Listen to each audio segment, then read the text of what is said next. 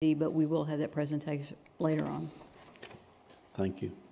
Before we go to our consent agenda items, I want to address the crowd to let you know that tonight we will not be addressing the Zion Hill Annex. There'll be no comments on it at all tonight. There are 2 dates that are already set aside for this. That's September the 12th and September the 14th, where you can come and make your public comments all you want to. Those dates are set aside specifically for this. Tonight is not that date.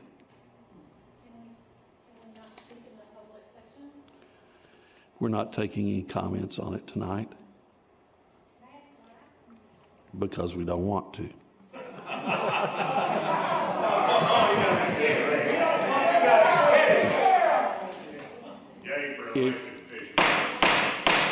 If you cannot behave, I will ask this officer to empty the room.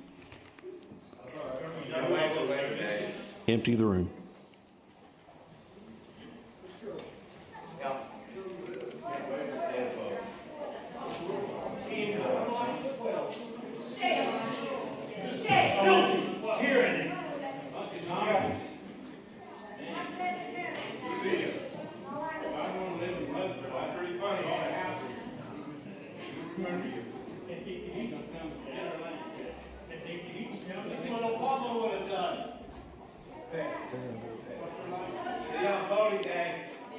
Please leave the room.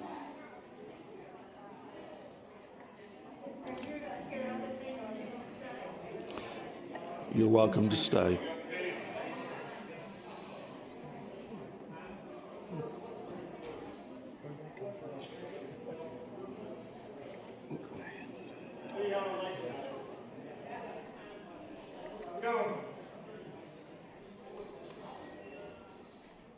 Now, those who wish to be civil and act accordingly are more than welcome to return to the room. I'm just not going to put up with any nonsense tonight.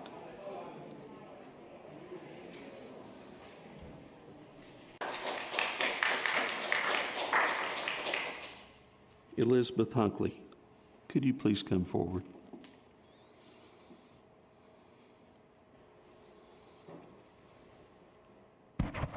During the real bad windstorm that we had on a Sunday, a tree that's in my son's yard that I own it all, and it cracked in half and split. So I had someone come remove it and all, and then I was told that I was in trouble because I didn't get a permit, and that I should have called and gotten a tree permit removal before I did anything, and that I could be fined for it. And I called the city and they didn't have an answer for me. So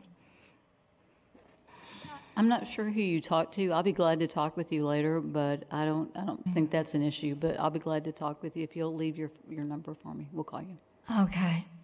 Elizabeth, could you remind, how long have you and I known each other? Oh, golly. Long time. 35, 45 years. Something like that. Something like that, yeah. I'd like to apologize to you and the people of out north of town in all that area. I'd like to hear them speak, but I don't want to hear them speak and scream and yell and be rowdy. This is not the place to do that. But I'd like to apologize to you and ask you to convey that apologize to the people of Zion Hill. If the people of Zion Hill would like to come back in and be orderly, I'll hear them, but they have to do it in order. Do you think they can do that? Mm-hmm. Okay. Could I talk now about that too? Yes, okay. ma'am. Let me get my little paper.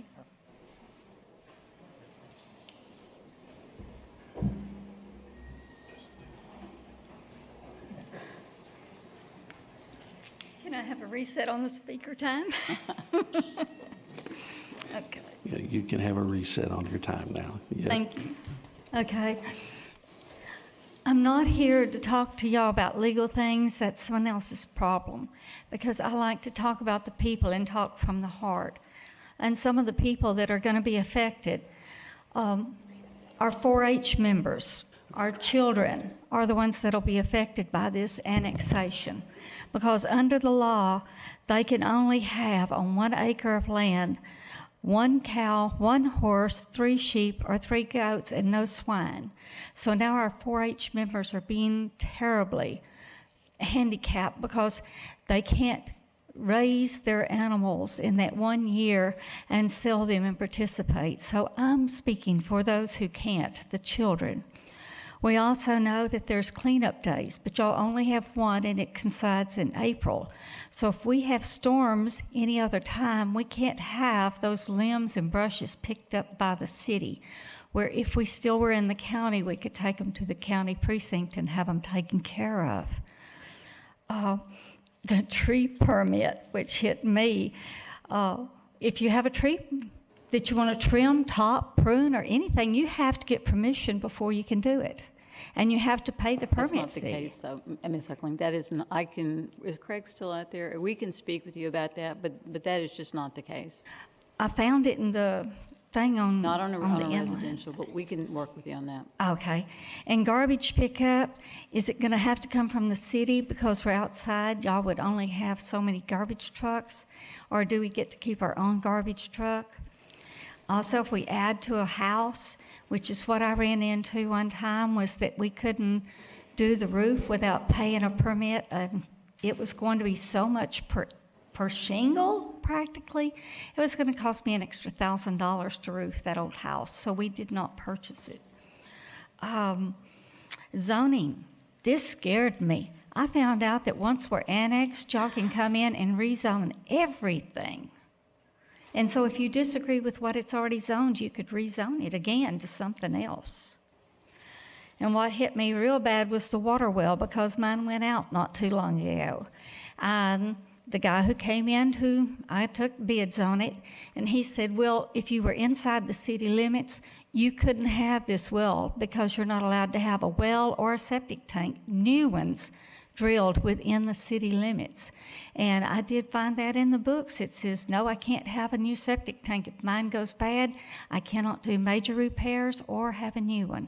So this is going to hurt a lot of people.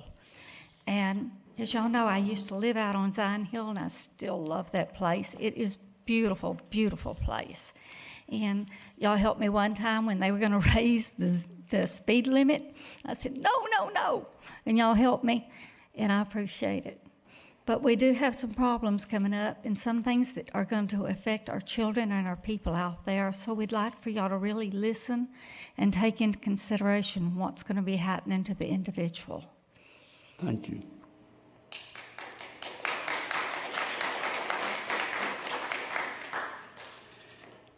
I'd like to call Deidre Vick next.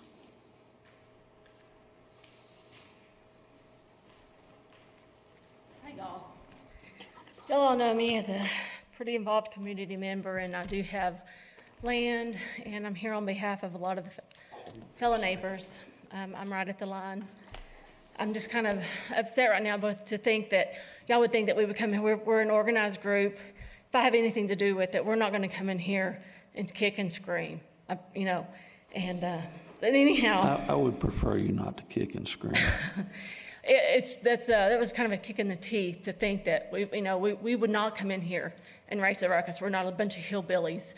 We were an organized group that's gonna, make our case, plead our case.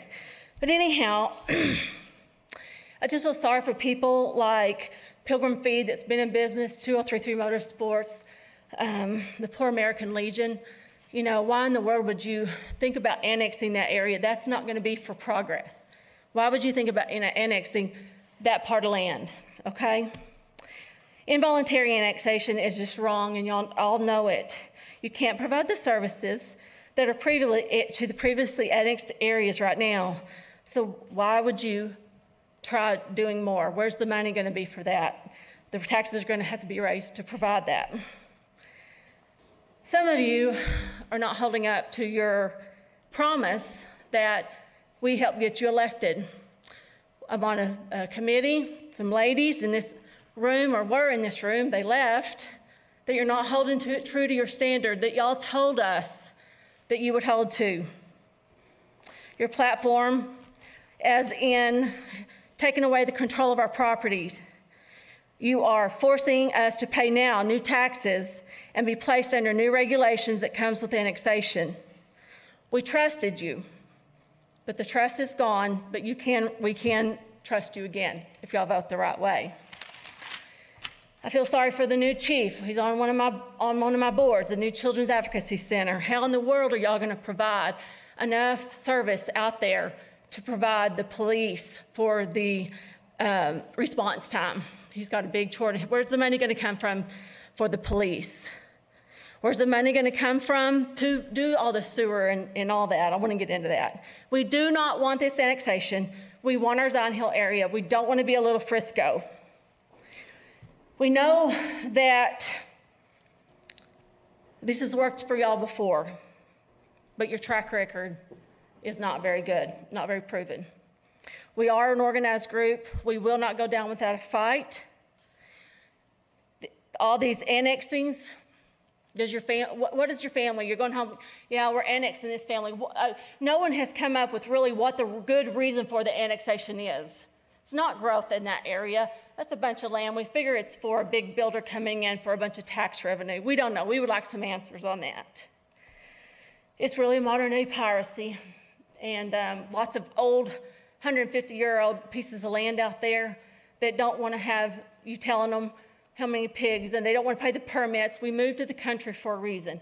How much farther out are we going to have to move before we get away from the city of Weatherford? We've been out there, my husband out there 50 years, 3 generations, and the people who were being annexed, they were all here. We had a ton of them here.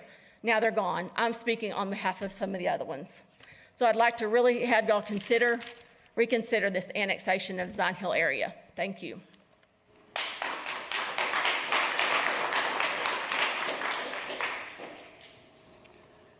Deidre, I'll let you know that the American Legion's already in the city limits. It's on the map as being annexed. Oh, it's not? The VFW. Oh, the VFW is. The VFW is. We had a whole slew of American Legion gentlemen here. The VFW is already. Yeah, the VFW's in. Did I say the VFW? I meant to say American Legion. Okay. Oh, okay. How many people actually live in the area that we're talking about? How many total or how many present? How many in the area actually have homes in the area we're talking about? In the north, do you want to know the numbers? I'd like kind of an idea. Okay, so in the north annexation area, there are 38 property owners. There are a total of 60 tracts. Okay. In the Zion Hill Loop, there are 30 tracts with 21 property owners. Okay. Could I have a property owner from the north and a property owner from the loop? Please speak. Well, they've already gone. You can't do that to us now because they've already gone. No, Okay. they're here. Yeah. I'm still in part of the loop. I've been part of the loop for a long time. My grandparents were part of the loop. My mother was a part of the loop, and I'm a part of the loop. And my neighbors are part of the loop. Could you please state your name and address, please? My name is Helen Hernsberger. Thank you. Now, I'm like Deidre. I'm very, very upset that they were sent away before. No one was unruly when they were sitting here. Well, I was sitting there and I didn't hear a word after the pledge. I'll be honest with you. I didn't hear a word after the pledge. I beg your pardon.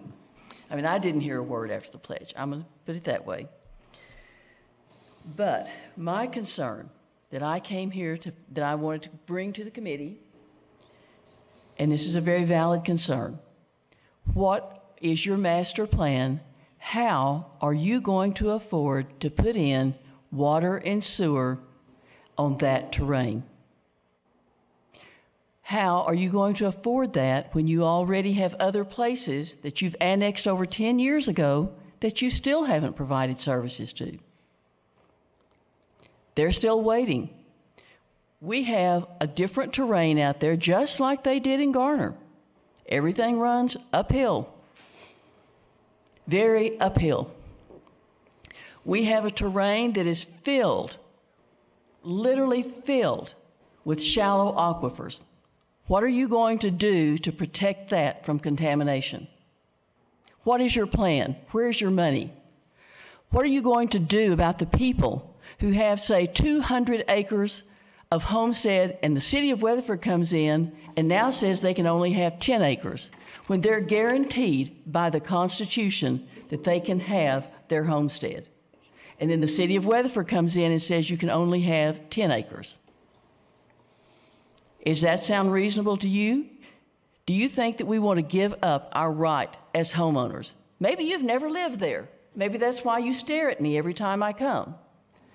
But I will tell you, yesterday we had a very grave phenomenon, and it was called the eclipse. It was darkness. And that's the way I feel about this right now. There's a darkness that's come over Weatherford, but guess what? There was always that ray of light that was shining behind it. The ray of light that showed that we will persevere. Guys, this is farmland.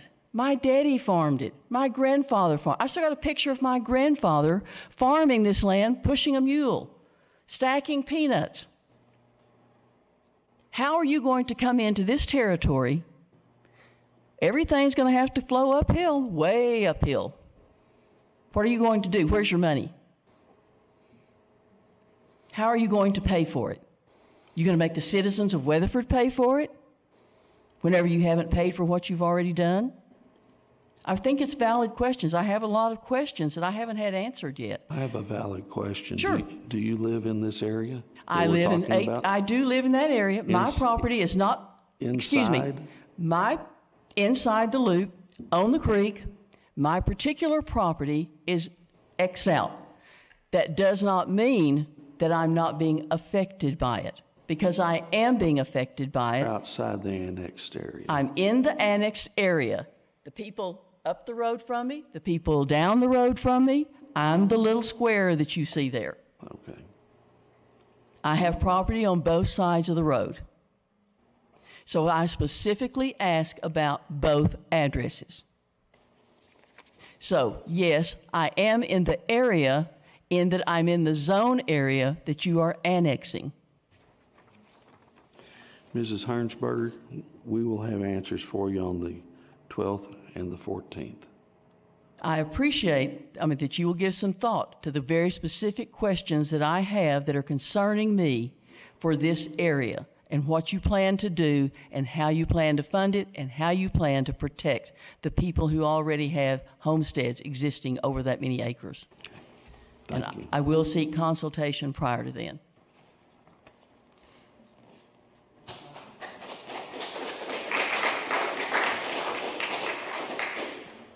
I'd like to ask for someone within the zone to the south. You were in the loop? Then I would like someone from the north. Is there anyone who cares to speak? Please state your name and address, please. My name's Melissa Schmidt, and we own property at 1609 and 1605 Zion Hill Road, 95 acres, half of which is going to be cut through. Half will be in the city and half will be in the county. I came in here tonight with full intention to tear into you guys like a ravenous lion.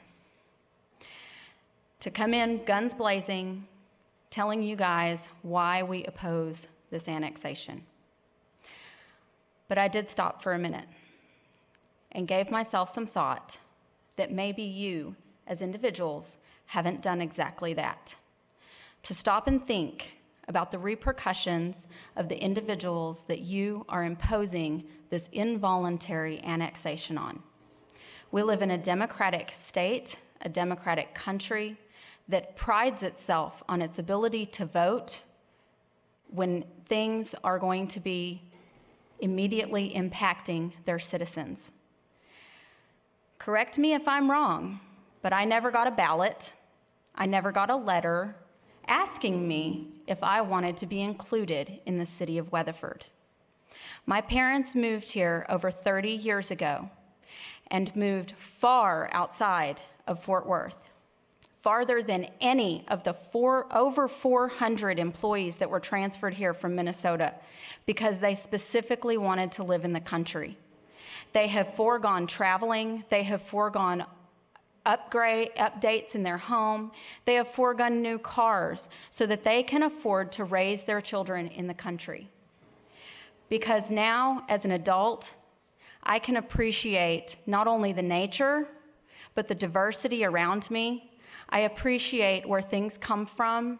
I go to the grocery store and I appreciate not the steak that sits in front of me, but the living being that gave its life that I can sustain my own.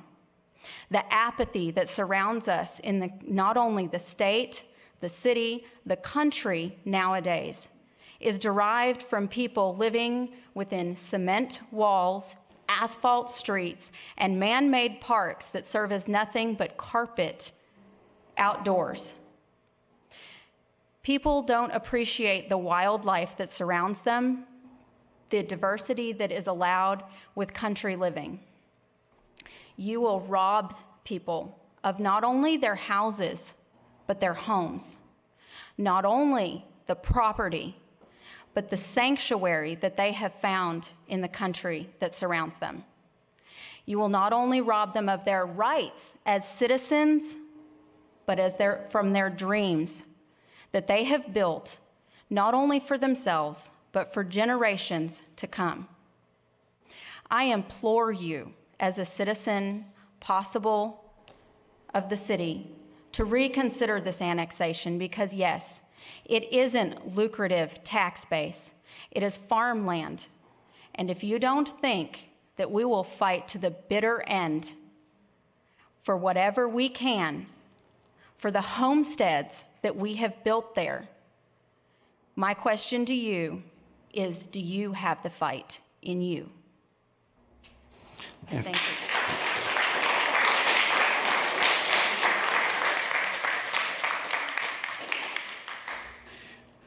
I appreciate your comments. I would ask that all of y'all go back and speak with your friends, and please come back on the 12th and the 14th.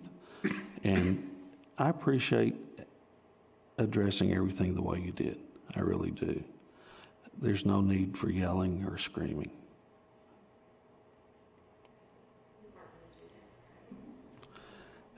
They started out that way, Deidre. I'm just not in the mood to put up with that. I'm sorry.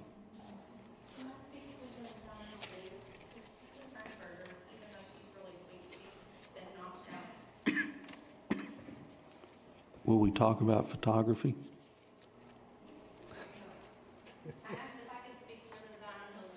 I'm teasing you. Please come forward, state your name. My name is Laura Hester. I live at 290 Ridgecrest Drive, but we have a building in the annexed area with 3 acres at 2551 Zion Hill Loop.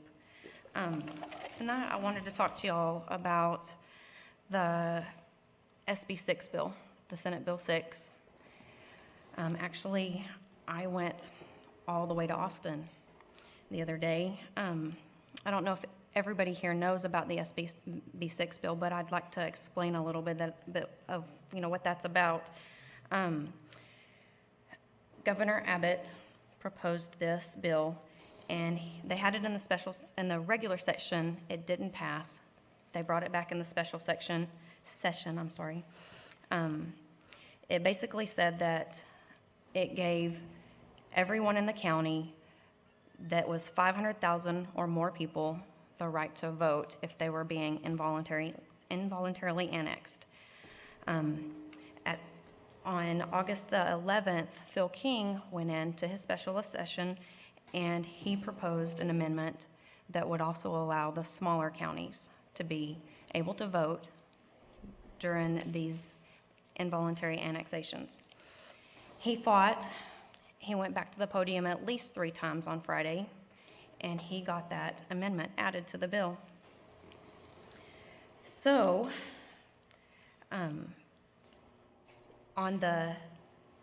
let's see, let me find my notes here. On that following Sunday, that was a Friday, on Sunday, the Senate voted on the bill and the amendment, and they passed it. And then on the following Tuesday, on the 15th, it hit Governor Abbott's desk, and he signed the bill into law. Unfortunately, we have to wait until December the 1st till that takes effect. So my question to you is, obviously y'all knew that this was a bill that was being proposed. Are y'all trying to push this through quickly so that y'all don't have to take our vote during the December period? I think they proposed the bill after we had started. It was actually in regular session, so it was in before the beginning of the year. It didn't pass. And actually, I have notes here where Craig Farmer, the Director of Planning and Development, he went and he spoke on July the 23rd of 2017, and he testified against SB 6 at the Senate Committee for State Affairs. And he also took a letter from you, testimony from the mayor of the city of Weatherford, as being against SB 6. It was in the regular- So if you're not that was a regular session. if you're not hiding behind this time frame, why not push it past the December 1st period and let us all vote? I think that's something we can discuss more on the 12th and 14th. Okay. You realize there is a restriction there. You need 10% of the Right. voters of the whole county. I believe we have that, and Mark Riley and Phil King are getting us the petition information, and we are starting on that within the next couple of days. I think that's fine. So, just a thought. Okay, thank you so much. Thank you.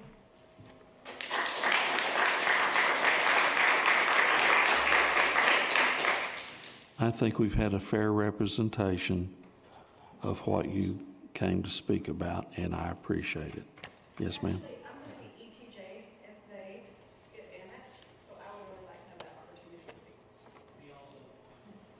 One last pick.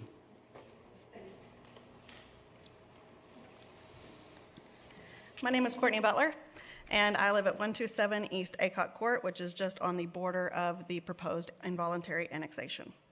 My family has owned a variety of tracts across Zion Hill Loop for the last 40-plus years. I'm not a politician, and to be honest, I don't really even pay much attention to politics. You can probably tell I'm not much of a public speaker either. I'm an elementary school librarian.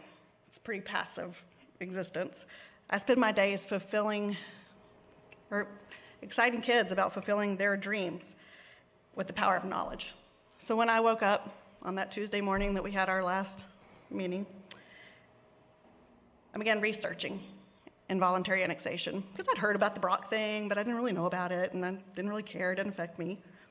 So I kept finding words like Russia, Crimea, invasion, and article after article after article about the city of Weatherford involuntarily annexing areas.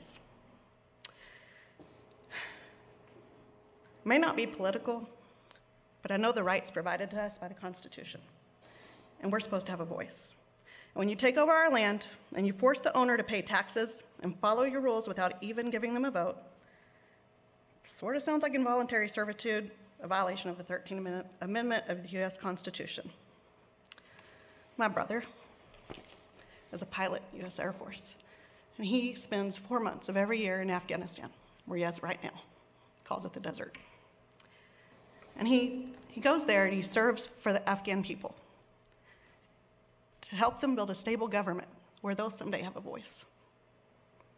Who could have ever thought that in the city of Weatherford, in the state of Texas, that I would need somebody to stand up and give me a voice? I just never could have imagined that. It's not the Texas way. It's not the American way. You talked about branding Weatherford at the last meeting we attended.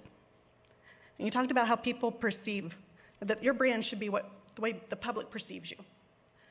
And after Russia, Crimea invasion, City of Weatherford, San Antonio, City of Weatherford, You're being perceived as an aggressive government that just takes over people's lands without even giving them a voice. You're not known for hometown hospitality or kangaroos or old homes. I mean, I grew up here. I love it here. But I spoke when I chose to buy my land 4 miles outside of town. There's a reason why Governor Abbott and Phil King denounced this as piracy. It's wrong. Please, stop the annexation of Zion Hill. Thank you.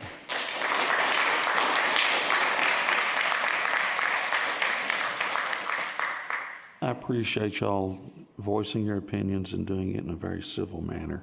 At this time, I'm going to close the public hearing. I think you've represented the people very well.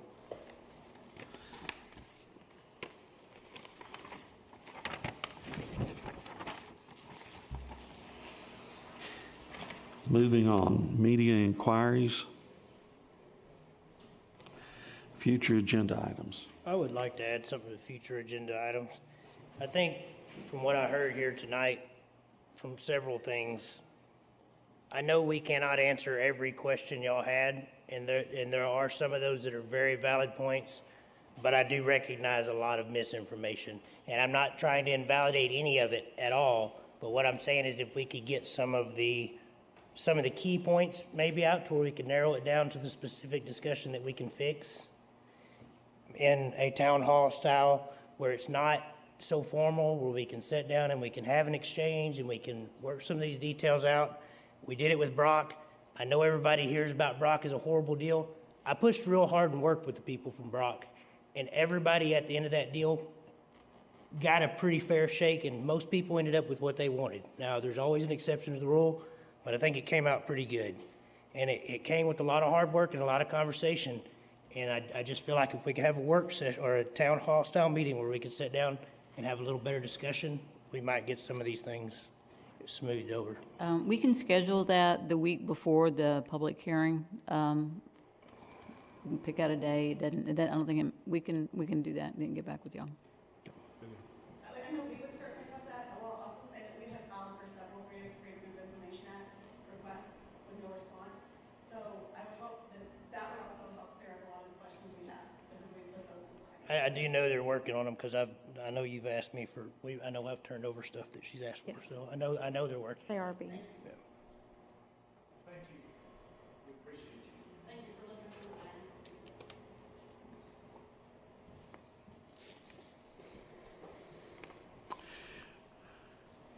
Work session items. Moving on. Number 15, discussion regarding FY18 budget. Mr. Kyle Lester. Thank you, Mayor and Council. I'm Kyle Lester. I'm the Assistant Finance Director. Tonight we'll be continuing our work on the FY18 budget. I'd like to begin